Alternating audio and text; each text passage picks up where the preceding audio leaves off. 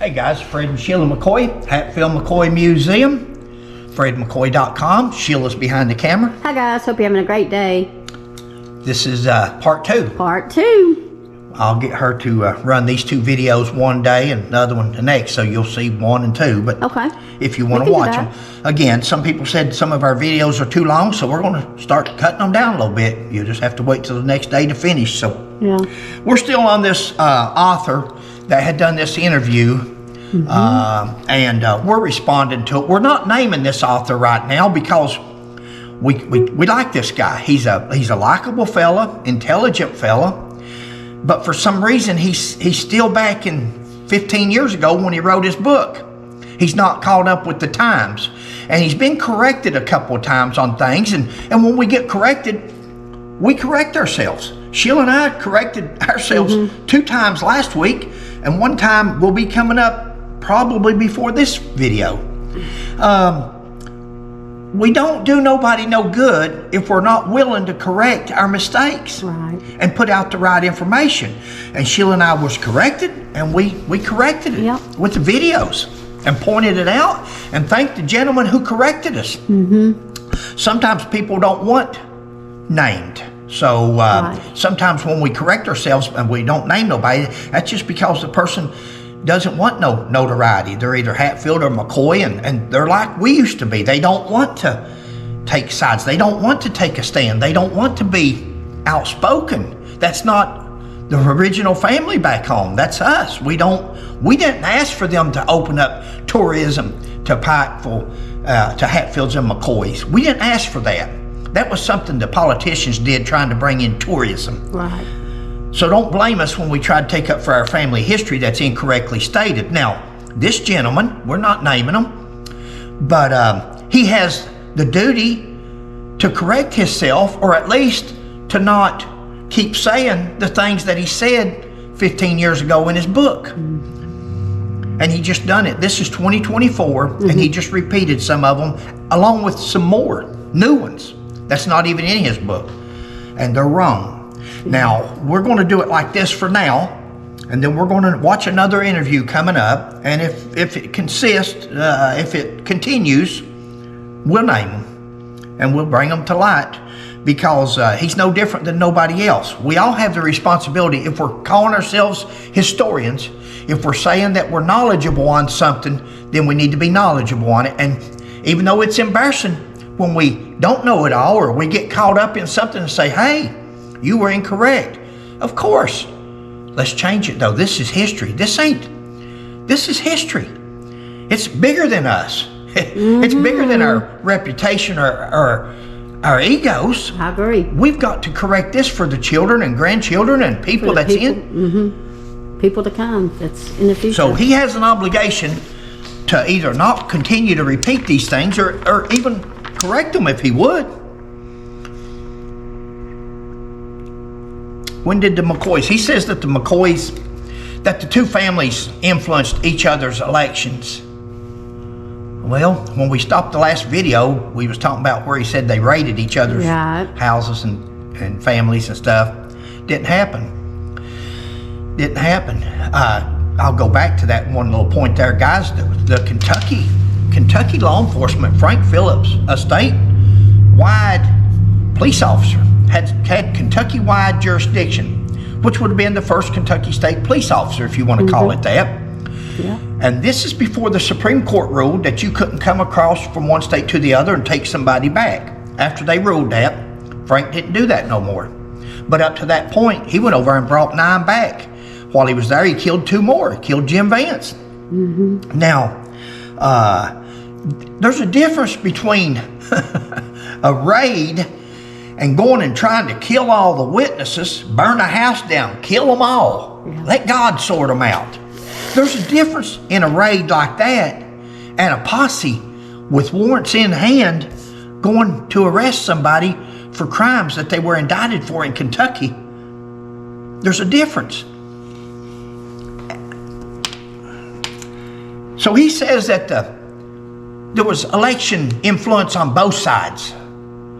Guys, there's never been a case that's spoken into history. There's never been any evidence whatsoever that the Kentucky McCoys ever went to West Virginia to influence or attend or anything else at a West Virginia election. It didn't happen. And this gentleman just spoke it into history. 3 McCoys. He says that, now this is his words, verbatim. 3 McCoys picked a fight with a Civil War hero. Talking about Ellis and Hatfield. 3 McCoys picked a fight with the Civil War hero at election ground. Stabbed and shot him. No, guys, that book we had the other day, I think she'll probably post pictures of it. I'll post it. Yeah. Where this gentleman quotes that book on page 7 and 8 of that book. Yep. He quotes it in his sources that Randall McCoy's son, Jim McCoy, worked for Devil Anse moonshining. It's nowhere on 7 and 8, page 7 and 8. It's John Spears' book, I believe it was. Nowhere on there, but on there, if you'll read it, it's where they talk about, we'd read it in newspaper before, where Ellis and Hatfield pulled his knife first. That's what one of the newspaper editors wrote. Deacon. Yeah, the deacon. And John Spears' book, he talks about Ellis and Hatfield pulling his knife. He had a big knife. Tolbert McCoy only had a pocket knife, small knife. But anyway, the story's there, but there's nowhere on page 7 and 8 where Randall McCoy's son worked for Devil Anse Hatfield. But what is there is where it says Deacon Hatfield, who usually liked to keep the peace, had full of moonshine, wouldn't have it no other way than to start a fight. So he started the fight, guys. Maybe that's why a bunch of West Virginia Hatfields stood around.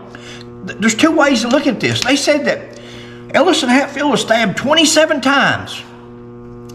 Wow. But yet it says in that book that they were all gathered around in a circle, which sounds about right, watching the fight take place. That may explain why none of the West Virginia Hatfields jumped in. They said 2 McCoys jumped in to help Tolbert when he started beating them with the rock. No West Virginia Hatfields jumped in. The man stabbed 27 to 50 times and shot. Nobody stepped in. Wow. Got some thoughts coming to my head, but I'm not going to say them because I'll get this. So I'm not going to say them. No. I've learned. But there was no McCoys that attended a West Virginia election. True story. Anytime you all see a book, and we've covered this before, Tina Waller's The Real Story and all this and that. Anytime y'all see a book that says real story, true story, rescuing history, all these titles, put it back down. Put it back down. Guys, nobody knows the real story. Nobody knows the truth on every topic, on everything. And I'm going to tell you, this guy's book right here is probably as good a book as there is. But he's got a lot of stuff in there that's not correct. And the sad thing is out of all the things that he commented on yesterday in that interview, he made some of these up for the camera. These are not even written in his book. These are new. Nobody wants to take on Devil Anse's fan club. Nobody. Authors especially, because they want to sell them books. Who's going to buy your books? The West Virginia fan club, because they want to read about their hero. And they're reading about a legend, a guy that was a legend in his own mind. None of it's true. You might as well, what's that, Tinkerbell or whatever it is that flies over Disney World? In Peter Pan. Peter Pan. No, Tinkerbell. You're fantasy. Stabbed so many times, but no family jumped in. Ain't that hard to believe?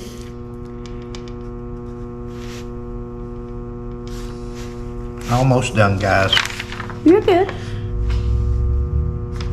This author says that this is what happened. Feuds is what happens when you don't turn the other cheek. Wow. You don't turn the other cheek. He said it was vengeance. It was grudges. It was just anger because somebody wouldn't turn the other cheek. That would be hard to do. Randall McCoy didn't turn the other cheek. Randall McCoy was bitter. Randall McCoy wouldn't forgive Devil Anse. Devil Anse wanted to make up. Randall McCoy wouldn't. That's the stories you've heard all through history. I don't know how many children this gentleman's got. Even if he's got just one, let somebody kill it. Let somebody kill their child. And let's see how fast they're willing to, I forgive you, man. It was just my kid. This man had 6 children killed. His wife beat, his home burnt. But they got mad at Randall McCoy because later on in Devil Anse's life, when Devil Anse was wanting to make more money, he couldn't go into Kentucky. He couldn't do these things, so he wanted to make up. Let's be friends. Kill one child of somebody's, and let's see if you're friends, much less 6. And this gentleman, a college-educated, smart man, makes a statement like that. I hope nobody ever has to live through that. I hope nobody ever sees that. But can you imagine somebody killing one of your children? And then you think back in your head and think, wow, how'd poor old Randall McCoy, how'd he even make it? You know, we was talking a while ago. That's when I got sidetracked. It wasn't a while ago. It was on the last video, and I get sidetracked. I do drift. That's okay. But we was talking about Randall McCoy in Jim McCoy's book. Now, Jim McCoy's book, or Sam McCoy, sorry. Sam McCoy's book. Sam McCoy and T.C. Crawford were there. Sam McCoy was there. He rode with the posses. He's on the warrants. Sam McCoy lived it. T.C. Crawford lived it. He interviewed Devil Anse Hatfield. He interviewed Cap Hatfield. This ain't Fred McCoy. This ain't Altina Waller making it up as she goes to have enough pages to call it a book, and Mr. Dotson following along behind her and copying her stuff and making up his own while he's going. This is not people. Sam McCoy was there. And Sam McCoy says that Randall McCoy was going to kill him. He was going to kill Wall Hatfield when they arrested him. He was going to kill some of the other ones when they arrested him. And Sam McCoy told him, said, now Randall, if you don't put the gun down, I'm leaving. I told you I'd come with you, but we wasn't going to do no killing unless we had to. We'd serve the warrants. Yep. Randall put the gun, lowered the gun. He had a bead on him, and he lowered the gun. That was the father. And Sam McCoy was his nephew. Sam McCoy was the son of Samuel McCoy. Samuel McCoy was Randall McCoy's brother. And Asa Harmon McCoy's brother. Right. Daniel McCoy was the dad. Daniel had Samuel, Randall, and Asa. And Samuel had Paris and Sam McCoy. And that was Sam McCoy, Big Sam, 6'8". He said, Randall, put the gun down, lower the gun, or I'm leaving. No killing unless we have to. And they brought him back. You know, I mentioned in one video about Frank Phillips. Why didn't Frank kill them all? Right. If Frank was so mean and murderer, why didn't he just kill everybody? It'd been so much easier. No trial. They're dead. You got revenge. But you would have been no better than little old 5'6" Devil Anse Hatfield. Tie him up to the tree, guys, so I can come out and shoot him. That's the way. That's what we're talking about here. So this gentleman says that if they would have just turned the other cheek, it could have been took a different route. Well, said, why didn't you just take the apology? He didn't want an apology. He wanted justice. He wanted justice. Thank you, babe. Who wouldn't want justice? Randall McCoy wanted justice. Nothing more than justice. Devil Anse could have had justice. How much time are you on? 14. Oh, okay. We're good. Just got a couple minutes. Yeah. Randall McCoy, Devil Anse could have had justice. He could have took those 3 McCoy boys, sent them to court. If they didn't hang them, if they didn't put them in prison, kill them. You had ample time back home. They killed plenty of people back home plowing their gardens. Yeah. He told T.C. Crawford, I could get them from the bush. He did get them from the bush. He killed many of people, him and Cap, from the bush. Nobody ever knew who killed them, just like they did Asa Harmon. But the other ones, they don't know or couldn't prove. Didn't want no apology. Randall McCoy wanted justice. That's right. Has had plenty of time since he wrote the book to correct his mistakes, and he's only created more. And that's the sad part. That's the sad part. Says Cap Hatfield. Last thing he says was Cap Hatfield. He was talking about Cap, and he said, you know, Cap Hatfield become a lawyer. This is a college-educated man, well-known, best-selling author, and he says that Cap Hatfield become an attorney. He's got the same access to research that Sheila and I do. Sheila and I just done a video a couple months ago on it. Yep. And it's not hard to research. But this man speaks into history, 2024, once again, that Cap Hatfield was not a lawyer. Cap Hatfield never became a lawyer.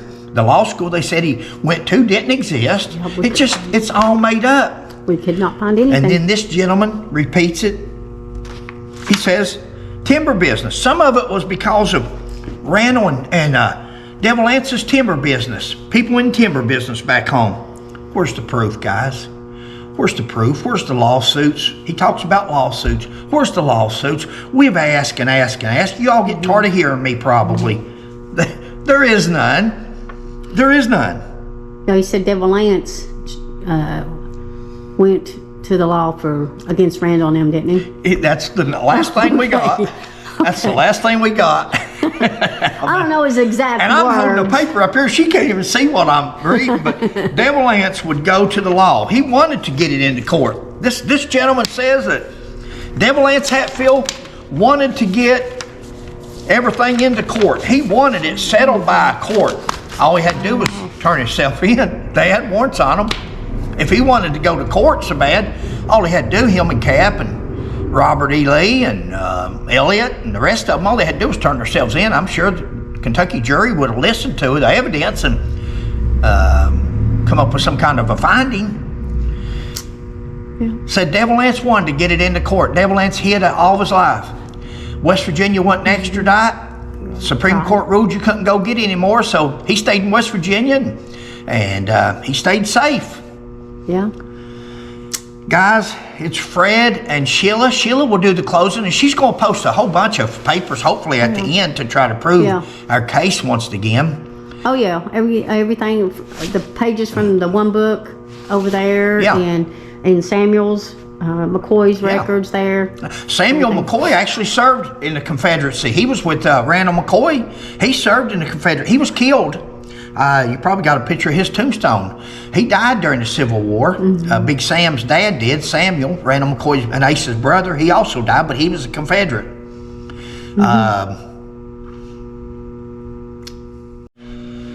I got off topic, drifting like I do.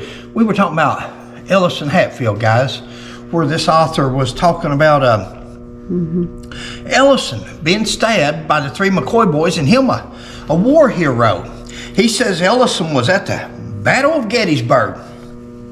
I imagine he got that from Altina, because Altina brags on Ellison like that and didn't do no more research than anything, because first of all, the 45th did not serve at Gettysburg. And even had the 45th that Devil Lance, Randall, Ellison, different ones were in, before Ellison and Devil Lance deserted, of course, never served at Gettysburg. The 45th was not at Gettysburg. However, had the 45th been at Gettysburg, Ellison, Hatfield, and Devil Lance would not have been there. They deserted. Good job.